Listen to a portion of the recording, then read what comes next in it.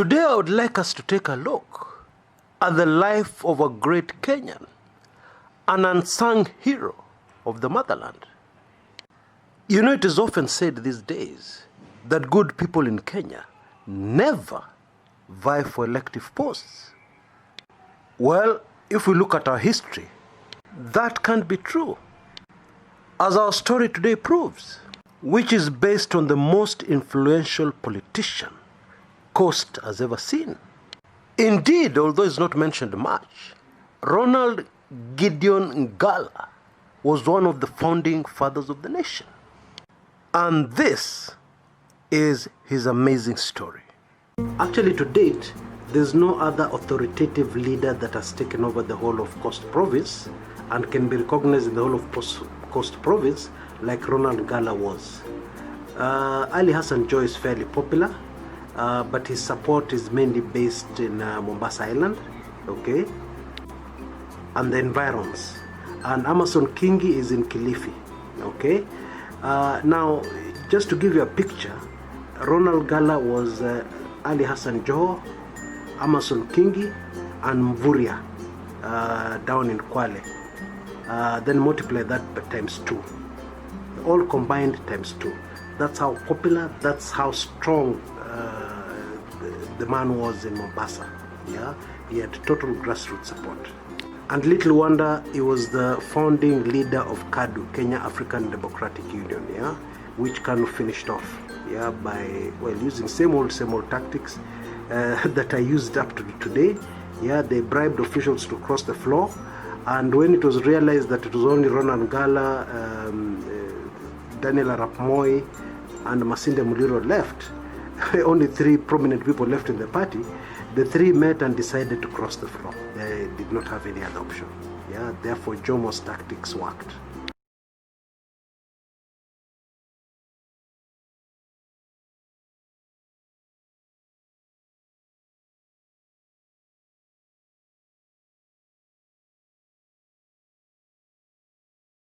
But Ngala continued to be a threat to the Jomo government. Yes, he was a threat because he was outspoken.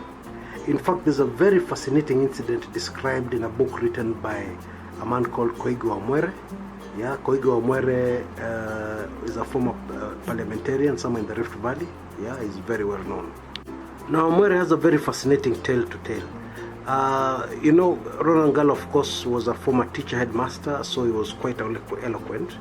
And he took the floor in parliament and gave Kenyatta a proper dressing down, yes, as a leader of the opposition, criticizing his government, criticizing his approach, appointments, blah, blah, blah, and so on and so forth.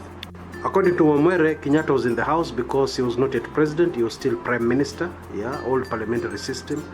And of course the prime minister sits in the house sometimes, yeah, because he's the leader of the party with the majority. And so as Ngala's dressing down went on, Kenyatta reached into his pocket, and it was lucky because the speaker then, a Mzungu called Sir Humphrey Slade, yeah, noticed that Kenyatta was reaching into his pocket for a gun, believe it or not. And I don't know if he wanted to shoot the guy right there in parliament or just wanted to shoot him, I have no idea. But Sir Humphrey Slade intervened and said, "Stop that, this is parliament." Yeah, and Jomo returned his weapon back. You know, you're not even supposed to carry weapons into the parliament, yeah? Anyway, that was Koigi Wamwere's tale. Anyway, the year was 1972. It was actually Jamhuri Day. Ronald Ngala was driving hurriedly back into the city, supposedly to take part in the Jamhuri Day celebrations. Okay, he was a cabinet minister in charge of communications, transport and communications at that time. After folding up KADU, of course, all KADU prominent members were given cabinet posts. Now, around the Konza area, he was allegedly involved in a road accident, and he had very serious head injuries, and he never talked again. Yeah, he was rushed to hospital. He actually passed on Christmas Day, 1972. Now, the driver of his vehicle, the story gave police, was that a swarm of bees, yeah, invaded his vehicle. And when he was trying to protect himself, blah, blah, blah, he lost control of the car and the car rolled several times. Now, fascinatingly, he later changed his story in court. Yeah? Now, by the time of this recording, I was not able to get the details of how he changed his story, but I've been familiar for many years with the B story. Now, Ronald Ngala had a son who served in the Moi government, Katana Ngala. Okay, is well known. Most Kenyans will remember him. And interestingly, I mention him because he led the family in 2012 in appealing to the government to open fresh investigations so that the family can have closure, because nobody in the family believes that he died from a road accident. At the time of his death, he had announced that he wanted to vie for chairman of KANU. Okay. Now, interestingly, those elections kept being put off, but then immediately died, the elections were held. Wow. Secondly, Ronald Ngala was a very authoritative politician. Yeah, remember he was in the 1957 first 8 African elected leaders. You know, the first Africans to be called Mheshimiwa. Yeah, which happened in 1957. Okay, for the sake of those who like details, it's good that today I mention the others who are in the list of 8. It was Ronald Ngala, Tomboy, of course, Oginga Odinga, father to Raila Odinga, of course, Lawrence Oguda, Masinde Muliro, Daniel Arap Moi, Bernard Mate, and a man called James Muimi from Ukambani. Okay. In those days, Nyanza was divided into 2 as far as the African leaders were concerned. So one part of Nyanza was Oginga Odinga, of course.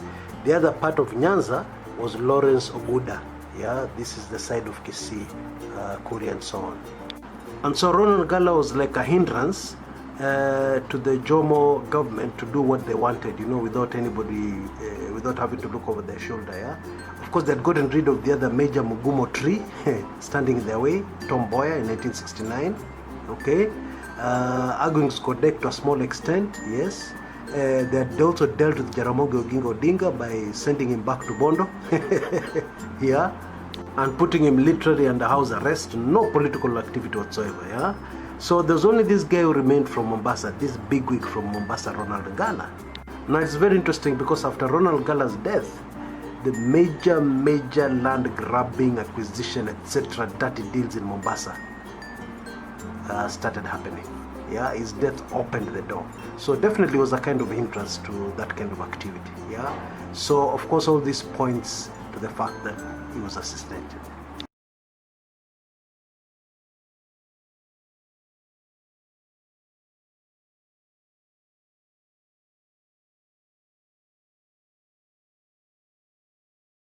Ronald Ngala hailed from Kilifi, okay, but when he spoke for the whole of Coast. He was tribalist. When he spoke, he didn't speak as a Giriama.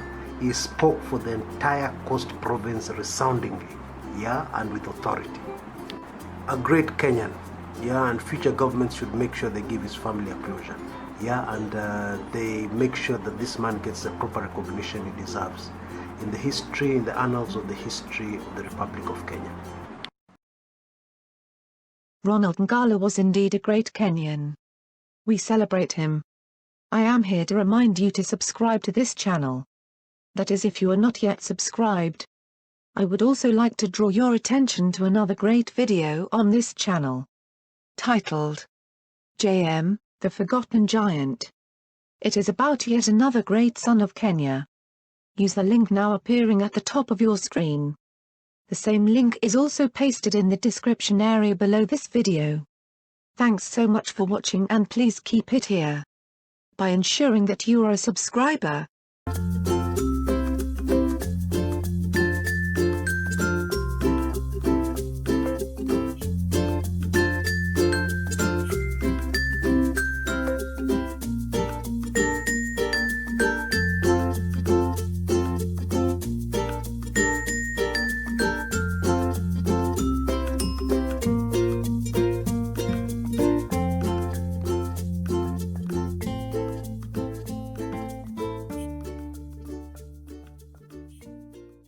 Until next time, this is Chris Kumekucha.